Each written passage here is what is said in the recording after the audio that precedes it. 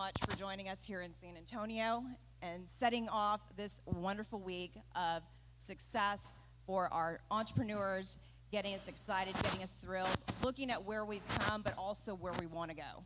So I'd love to just jump into it and have you talk about Rise of the Rest. What is it really about, and what motivated you to start that initiative? Well, it's great to be here, and we've now just did sound like that was making some strange noise. I was wondering if that's my microphone or yours. We started Rise of the Rest about a decade ago, and the video covered a little bit of this, but the idea was there's talent everywhere, there's creativity everywhere, there are entrepreneurial ideas everywhere, there's startups everywhere, but for a whole host of reasons for the past couple of decades, the vast majority of the venture capital that most, not all, but most startups need to start and scale has only been invested in a few places. As you saw in the video, 75% of venture capital has gone to 3 states. Texas is a big state, but it's not one of them. And so how do you get more capital in the hands of more entrepreneurs so they can start these companies and scale these companies, and the process kind of renew their communities? And I also think if you take the long view, strengthen the country that by creating more opportunity for more people, more job growth in more places, more economic vitality in more places. And I live this a little bit because we started America Online, AOL, in the Northern Virginia area outside of Washington, D.C. None of the venture capital came from there.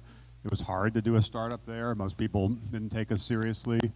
Most people working at larger companies weren't so sure they wanted to take the risk of joining our little company. It was just hard in every respect. But eventually, it took us about a decade, but eventually we broke through.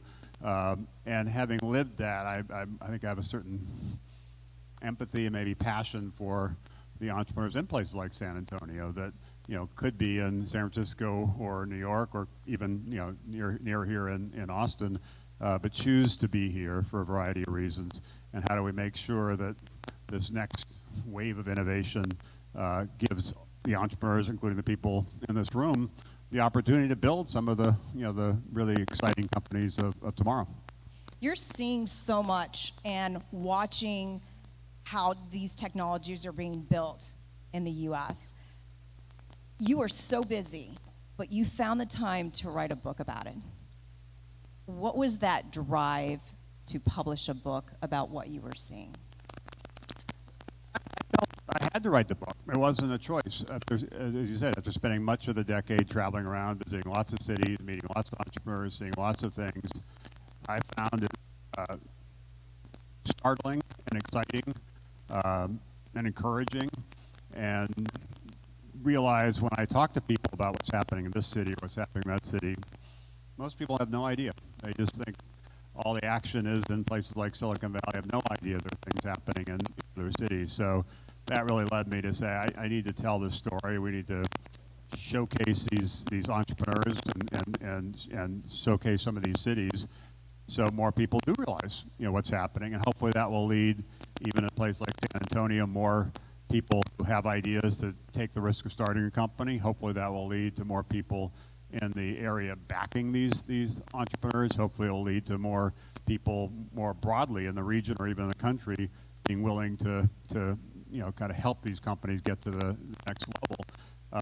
So it was also, it probably helped a little bit that the pandemic kind of forced us all to be in place, so we couldn't be on our bus. So I figured, okay, this is a good time to take a step back, reflect on what we've seen, but mostly reflect on what likely can come next in this next wave of innovation, where I do believe Silicon Valley will continue to lead, but will be less dominant in the next 10 or 20 years than it has been. And there's a great opportunity for cities like San Antonio to rise up. And I know from some of the discussions we had, including a dinner last night, that what is going on here? See if that move this way. Hello. All right, try with this one. this is the people in Silicon Valley trying to squash our discussion about leveling the playing field. Leave us alone. Give us the San Antonio has some, again, you know this better than I, but some amazing strengths, including strong tourism sector and obviously a huge, kind of footprint in terms of the military and government more broadly to build on, but hasn't quite, and things like Startup Week are helpful, catalyzed a really integrated, collaborative startup community. And the work you're doing and many other people are doing is, the momentum is clearly building, but there are people, including some entrepreneurs I've talked to this morning, that want to be here, but wonder if they need to be someplace else. They need to be in Austin, they need to be in San Francisco, they need to be in New York. And how do you create an environment where they actually believe this is the best place to start and scale their companies, and they don't feel like they need to be someplace else? And that also ties in with a broader demographic trend we've been watching over the last several decades, which is in many parts of the country, people growing up there or going to the universities there, after they graduate, feel like they have to leave to go someplace else because there's not enough opportunity here, there's more opportunity there. And that's unfortunate. And hopefully over the next couple of decades that will change. And I think this is a unique moment, and part of the reason I wanted to be here this week, because not just for San Antonio, which feels like there's more and more focus on backing this next generation of companies, but also one of the byproducts of the pandemic was a lot of people did take a step back and are rethinking how they want to live and how they want to work and where they want to live and where they want to work, and remote work, hybrid work, things like that, which I think is a big unlock and will accelerate the Silicon Valley becoming less dominant in this next phase, and then other cities rising up. And we've now invested in 100 different cities. We do have one startup investment in San Antonio. New Science is doing some amazing things around oncology, particularly focused on right now on brain cancer. We also have a real estate investment a few blocks from here, in conjunction with Weston Urban, this Continental hotel that is being redeveloped. So we believe in San Antonio. We're kind of putting our money where our mouth is, but we need more people in San Antonio to believe in San Antonio and the entrepreneurs here, and more people in different parts of the state and different parts of the country to recognize this really is a moment for San Antonio. So as I shared with you earlier, I fantastic, but it uplifted me in a way I didn't expect. And what I found was a lot of the investors and entrepreneurs that you were working with and partnering with are people I know. I can reach out and call those people. They're in my network. We're doing a lot of the same good work, which is really affirming for me. I'm on the right track. I'm doing it the right way, and I'm talking and collaborating with the right people. We're looking at the same entrepreneurs. We are looking at the communities that are making real impact. And it was very personal for me to come to an ending thinking, wow, this is great. I needed this. I can tell you copies of your book have circulated the city the last 2 months. It is on everybody's desk. There are founders and entrepreneurs in the seats right now. What is the takeaway they should be feeling or receiving? What's that message from that book that they need to be leaving with as they close that book? Well, I think several things. One is, I played a role in the early days of the internet, getting America online. And when we started, I mentioned we were in the Northern Virginia area in 1985. Only 3% of people were online. And those 3% were online an average of 1 hour a week. So it was sort of early days, and it took us a while, as I said, but eventually we broke through. And that first wave of the internet, sort of the 80s and the 90s, really were about building the on-ramps and educating people why there's a reason they should be on, which of course now we take for granted, but in those early days there was a lot of skepticism. That then set the stage for the last couple of decades, which is sort of software and apps riding on top of the internet. You didn't have to build the infrastructure, it was there, the on-ramps were there, people were connected. So then it became, and this is of course Facebook and Google and many other companies, it really became the apps on top of the internet. And that's where Silicon Valley, when it was just about coding, really rose to such dominance. This next wave we're in, this sort of internet third wave, if you will, is kind of when the internet meets the real world. And it will improve some of the most important aspects of our lives, how we stay healthy, what we eat, how we move around, how do we invest, how do we learn, pretty fundamental things. And what's interesting to me about it is it will require partnerships to really scale. It's not just about selling software, it's about, in many cases, like in healthcare, systems integration, and partnerships will be key. So there's a huge opportunity for entrepreneurs to, in this third wave. In some ways, even though the first wave was important and the second wave was more important, this next wave is the most important. So the opportunities in the next 10 or 20 years are incredible. And healthcare alone is 1/6 of the economy. But you need to have a different mindset, I believe, where partnerships are more fundamental. And you need to recognize that some of the most important partners are in the cities in the middle of the country, not on the coast. And this then gets back to the rise of the rest and even San Antonio. Clearly, San Antonio has an opportunity in the area of cyber because of the huge position it has here. How do you build on that and leverage that connectivity so that entrepreneurs focused on cyber here are advantaged over entrepreneurs even in Silicon Valley?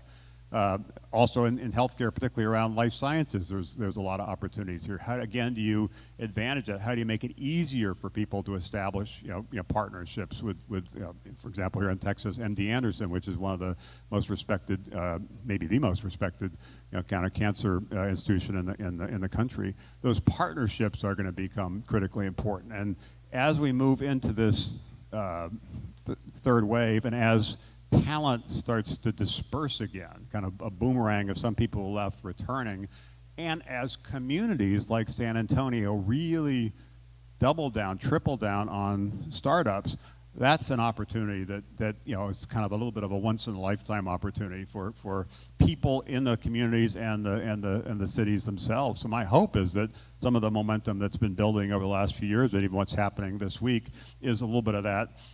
Let's grab this opportunity, let's seize this opportunity and really do more to support this next generation of entrepreneurs. It really is an exciting time, not just for the people building these companies, but the investors like you backing these companies. And one of the lessons I learned with the growth of AOL, it's not just the jobs that the startups created. We started with a couple dozen people, and it was a couple hundred people, and then our peak was about 10,000 people. But it also transformed a good part of that Northern Virginia area, because those people were buying houses, and that created construction jobs, and those people were going to restaurants, and that, a lot of new restaurants open. It has, for every startup job, there's 4.7 other jobs created in the community. So it really is a great opportunity to kind of accelerate the growth of new companies, accelerate the growth of the young companies that are creating most of the jobs, and then have this broader impact in the community. With you and your team going into these communities, into these cities across the U.S., you have an amazing vantage point to take a look at the model that they've built to make their community work. What are the ingredients that make a successful innovation community or hub happen? There are a bunch of factors, and obviously some of them are outlined in more detail in the book, but just briefly, one critical area is capital, which is why we're focused on trying to get more venture capital to more entrepreneurs. And I mentioned the data around the 75% 3 states. The more positive, optimistic statistic is that in the last decade, 1,400 new regional venture capital firms outside of San Francisco, outside of New York, outside of Boston have started up. 1,400.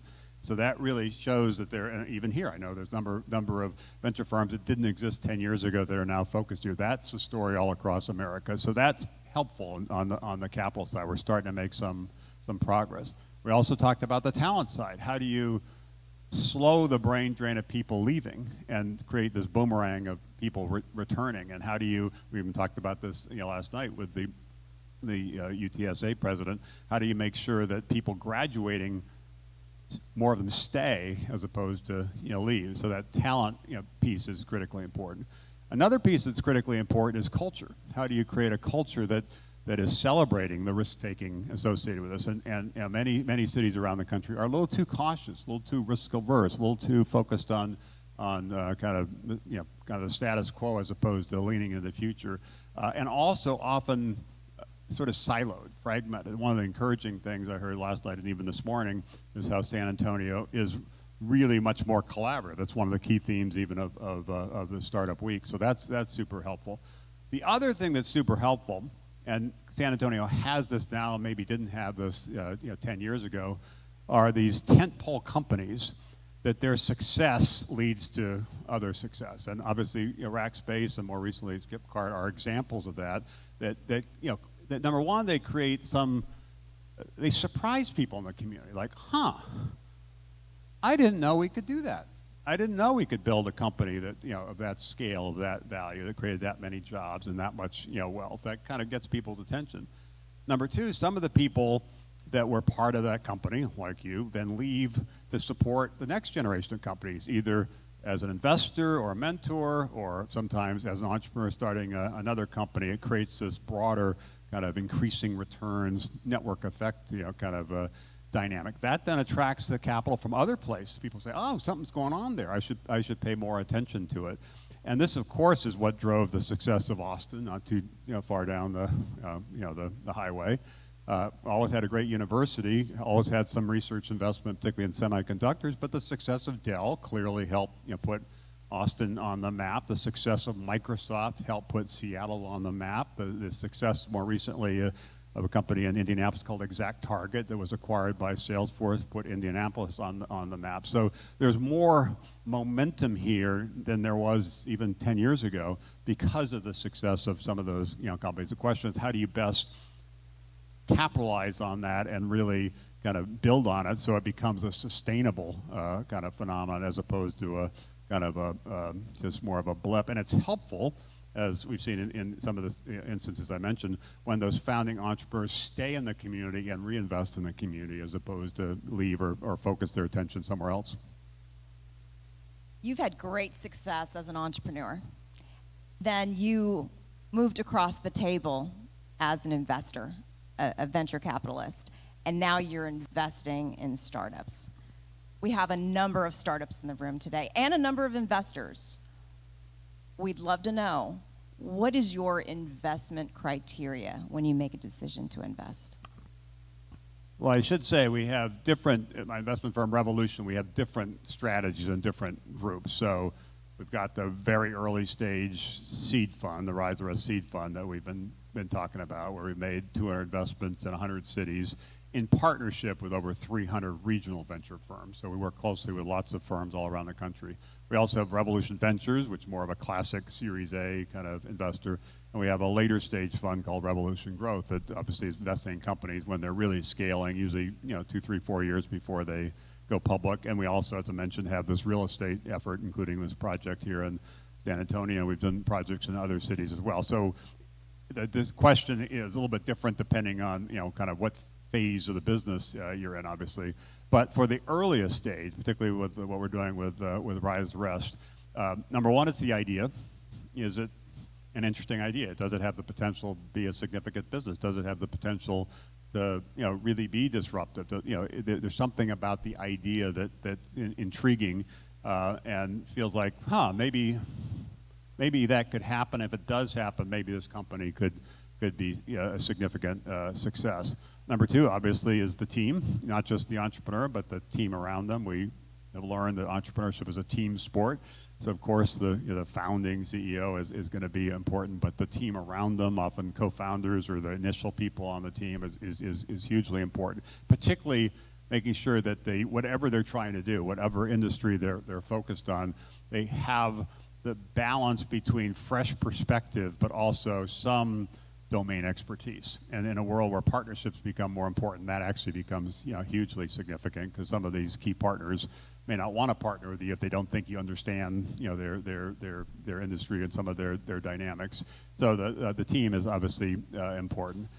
This partnership aspect also comes up a lot. Again, it depends on the nature of the business, but do they have some theory of the case how this can really scale? And usually, not always, but usually that means they have some initial partnerships that if they can accelerate could provide a lot of growth, and also could lead to other potential partnerships.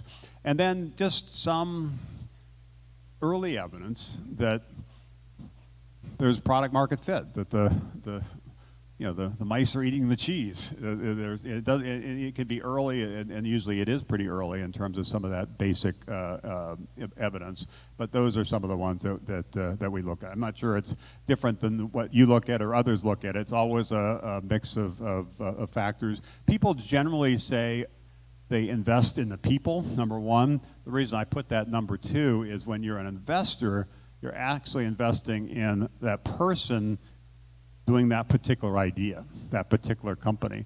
If that company fails and they go on to do something else, you still will have a failed investment. So you have to link the person and the team with the specific idea, the specific company that you're considering.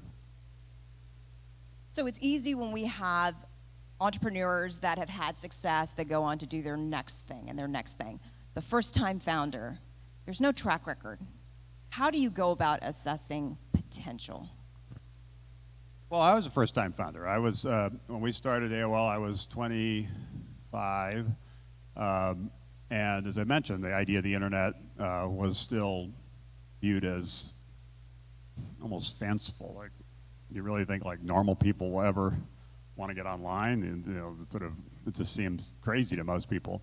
What helped us get going is I brought a certain perspective, particularly around kind of marketing, how to position it and so forth. But I had two co-founders that also brought very important perspectives. One on the technology side, and Mark Seraph, actually from Texas originally, had been part of the government funding of DARPA, which really created the internet. So he had some, technical chops and credibility there, which was super helpful. People said, okay, I think with Mark, it seemed like they could build it.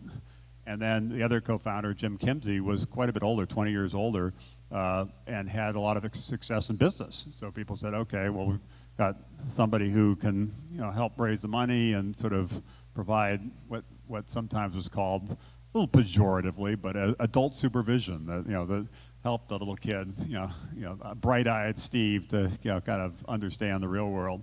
So that company would not have been successful without all three of us. We needed all three of those capabilities. So part of it with first-time founders is trying to figure out, goes back to the earlier question, how do you build a team that can maximize the likelihood of success and has some of those kind of complementary skills. The other is entrepreneurs need to be really confident, because most people will doubt what they're building. There will be skepticism, and you have to keep fighting through. But there's a difference between confidence and arrogance with blinders on. And just how do you have confidence, but you also have some sense of the dynamics, some sense of some of the risks, and there's a certain candor both about what's possible, but also about some of the risks. That helps. I'm sure you feel the same way when you're talking to entrepreneurs. Helps in terms of you want to believe they believe. You want to believe it's a mountain worth climbing, and they're going to lead the effort to climb that mountain. But also understand the risk when people say there are no risks, or people say there are no competitors, or that sort of is where you get a little nervous, because particularly on the competitor point, every market that's interesting has competitors. So if you say you have no competitors, one of two things, or I guess one of three things must be true. Either it's not a big opportunity, there are competitors that, but you don't know about them, or there are competitors and you're not being transparent about it. None of those are particularly good answers. So all the great ideas, there's going to be, others will be pursuing those ideas in different ways, but pursuing those basic ideas. Then it really becomes more of a business of execution. My final question.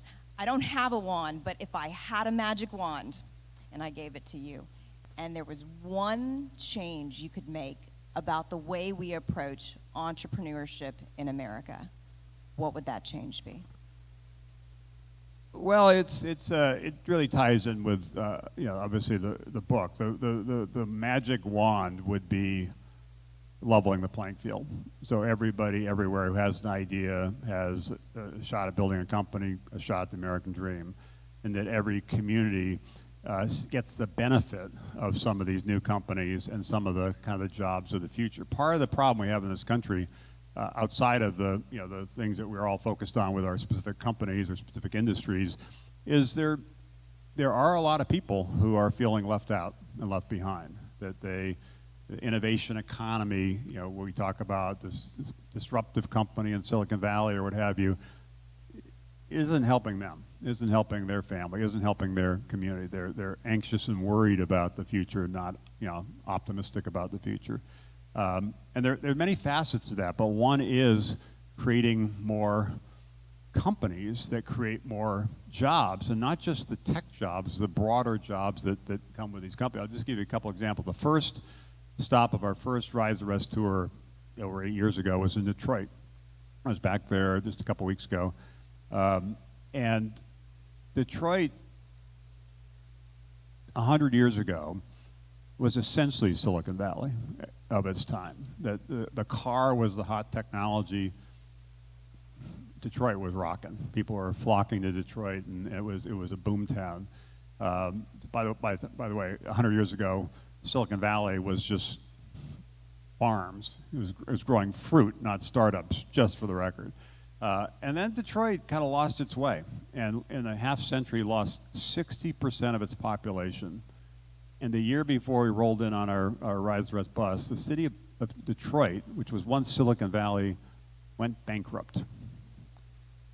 In the last 8 or 9 years, it's really fought its way back. And there are two companies in particular that we backed there, one called StockX and the other called Shinola, that over the last 8 or 9 years have created, each of them, well over 1,000 jobs. And many are tech jobs, but many are other jobs, retraining people who are working in auto factories to work in those companies. That is giving entrepreneurs in Detroit more hope, the community more hope, and it's sort of on the move, growing again. And how do we create that dynamic in more parts of the country? And how do we build on the great work here in San Antonio and really make sure San Antonio does seize this moment, that does kind of launch the next generation of companies that create the thousands of jobs, tens of thousands of jobs that really can build sort of this next chapter of what is obviously a great historic city. That's my hope, that there are more entrepreneurs will take the risk of starting companies, more investors will support them and back those companies, more cities and communities more broadly will recognize how essential these new companies are in terms of the job creation engine, the economic vitality engine, and that we'll just do it in a more inclusive way. So it won't just be a few people in a few places doing really well and most people in most places feeling kind of left out and left behind. I think that maximizes the likelihood America will continue to lead as the most innovative entrepreneurial nation in the world when we're seeing a globalization of entrepreneurship, and also maximize the likelihood that we can have at least a little bit more, hopefully a lot more, of a inclusive innovation economy, so more people can feel optimistic about the future and feel like they're helping to build the future. And my last point is I've said several times, this is a moment. A bunch of things have happened over the last 10 or 15 years that have been building. The pandemic was an accelerator. San Antonio has the benefit of some recent tentpole companies to build on. The mayor focused on this, university focused on this, strong position with obviously the government. I just would encourage everybody to, whatever you're doing, and the fact that you're here, I recognize I'm kind of preaching to the converted. You wouldn't be here if you didn't believe in entrepreneurship, you didn't believe in San Antonio.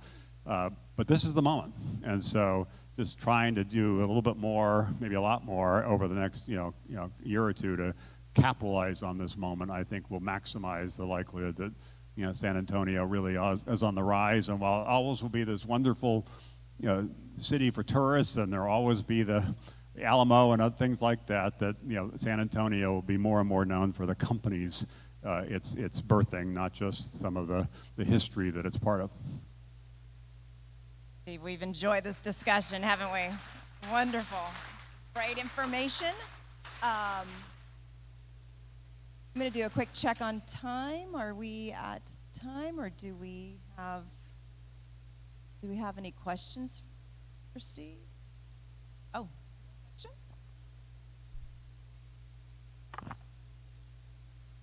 Hi, Steve. I'm Cristina Olivares. I'm a Latina CEO. I actually mentioned AOL in my TEDx talk, so thank you so much.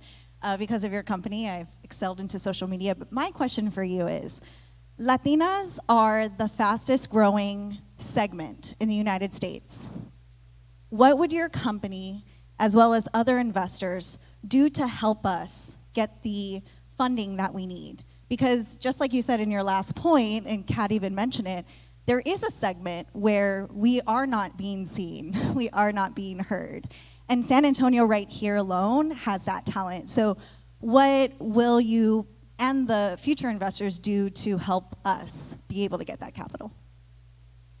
Great question, and it builds on some of what I said earlier, and even some of what was in the video.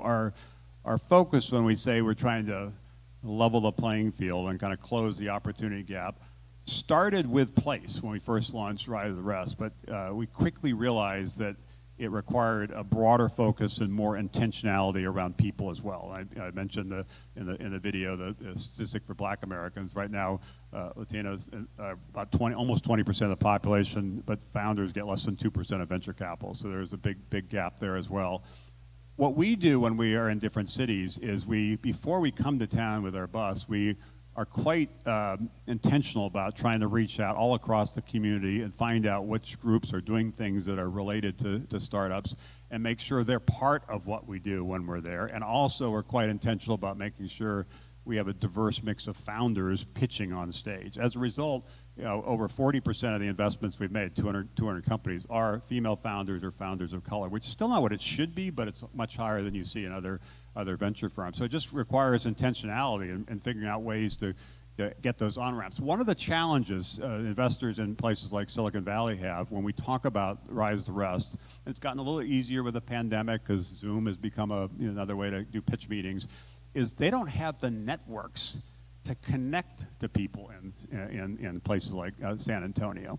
They have networks where they are, but don't have networks in other places. So some of this is building these broader networks, and the reason we co-invest with regional investors on our seed fund, we don't lead rounds, we have the regional investors lead the rounds, is we're trying to build this broader network that helps us source different opportunities in different places and also allow us to tap into more with the reverse founders. So I'm sure there's a lot of things happening in this community already, but this is an example of something that San Antonio should be able to lead on, and maybe even saying, instead of just trying to be a thriving startup community, it's the most inclusive startup community. There are some cities that Atlanta's done some of this, Miami's done some of this, Baltimore's done some of this, that is a key part of what they're trying to do. That really not just have the lift all boats, but help specific founders get more capital, more attention than they otherwise would have. So I think it's a great, I recognize it's a challenge, it's a problem, but also then creates an opportunity. So how do you seize that opportunity? Any other questions? In the back.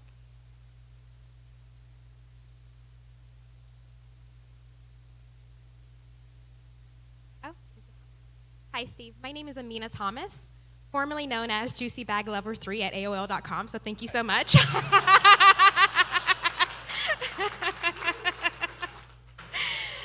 So I had a question in terms of capital, especially in terms of a strategy. As a founder, entrepreneur, I know there are, like with anything, different schools of thought on when to enter into the capital investment placement in your business. For example, you don't want to grow too fast or have too much invested, and then you get to your foundation and you find out you have to scale back and things were too big and there was too much, there's sometimes a possibility of having too much funding too fast.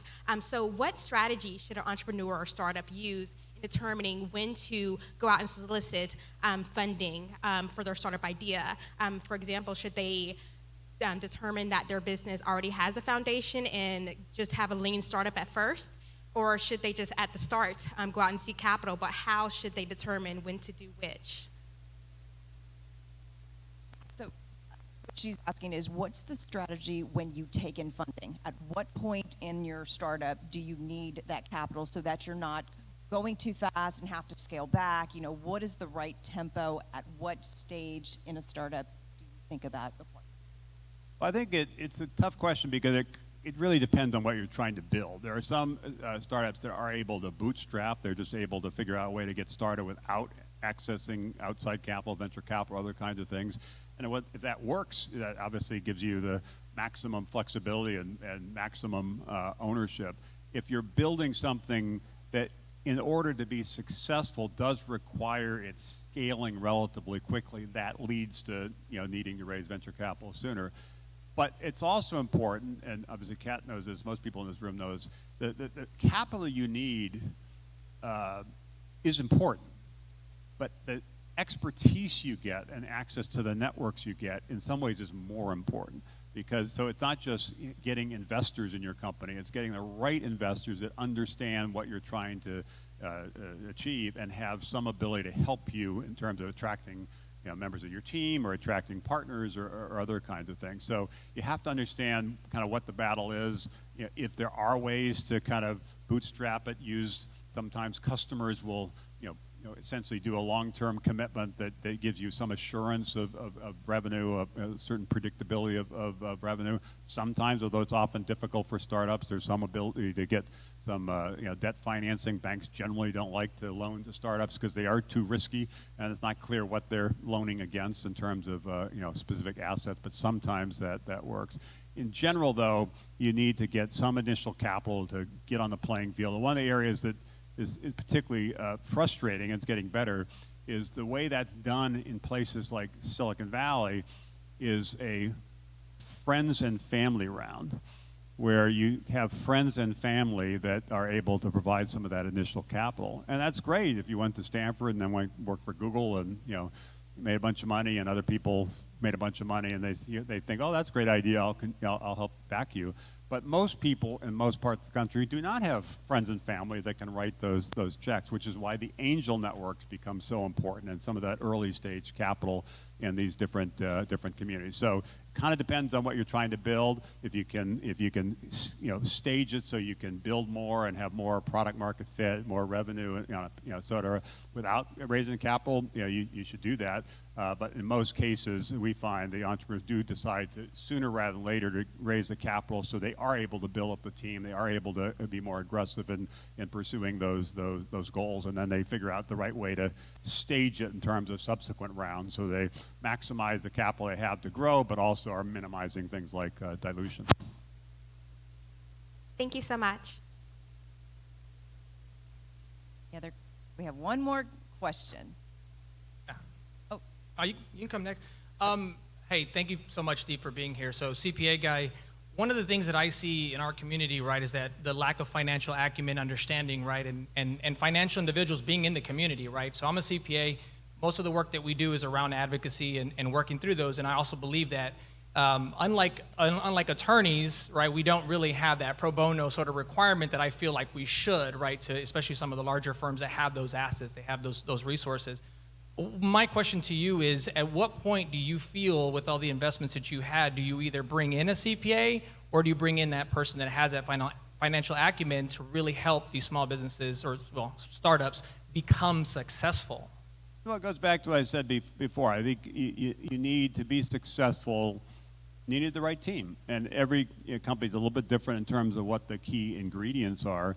But clearly, to your point, that at some point, particularly when you're raising capital, particularly when your revenues are growing, particularly when your team is growing, it's not just about imagining the future or building the future, but managing that growth. And that does require, if it's not a part of the founding team, as you're scaling up, bringing in expertise, whether it be finance, operations, other kinds of things that really allow you to capitalize on this. Generally, when things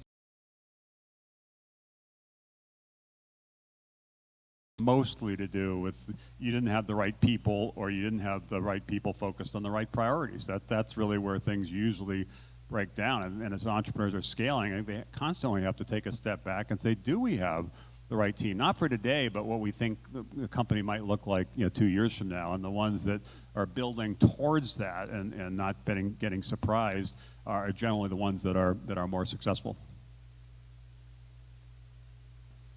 Steve's on a roll. Any other questions? I mean, he's got them coming. Oh, well, let's get to him, and then we'll come to the front.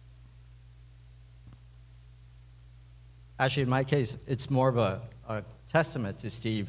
As a portfolio company of Steve's, I can tell you all that, one, he puts his money where his mouth is, and two, that it really is about community coming together. So when I look around the room and I see some of the amazing investors, as well as some of the amazing entrepreneurs that I know here, I can tell you it's not possible without such community. In our case, we've been in stealth mode, but getting ready to come out. But we've been doing cutting-edge cancer research thanks to the support of Steve, thanks to the support of the Geekdom Fund, and thanks to the support of the Health Science Center. So when I look around, I see a city that's really rising, and I'm excited for the next stage in the evolution of San Antonio. So Steve, great to have you here. Thank you for your support and for spreading this message. Well, thank you. Obviously, we're proud to be backing you, and it's a great example. It's a great example of what, as I travel around and talk to people, even more recently talking about the book, these companies, people are always surprised by where they're located. People would assume, even AOL, when we got started, most people assumed we were in Silicon Valley. Of course, they're like a tech company helping to get America online. That must be in Silicon Valley. And it's so great to see so many companies focused on different sectors that are building in places like San Antonio. And as some of these get the success, and that drives this increasing return dynamic, that's really what's going to position San Antonio well. I think also leveraging that connectivity to Austin instead of it being San Antonio versus Austin. How do you think of it in more of a regional context? So there are a lot of great things that are happening here. I don't have to tell you, you know that, but it feels like if there really is more intentionality, more collaboration, more urgency around supporting this next generation of entrepreneurs, San Antonio might surprise the country, maybe even surprise people in San Antonio in terms of what's possible in this next chapter. So thank you all. It's been great to be here.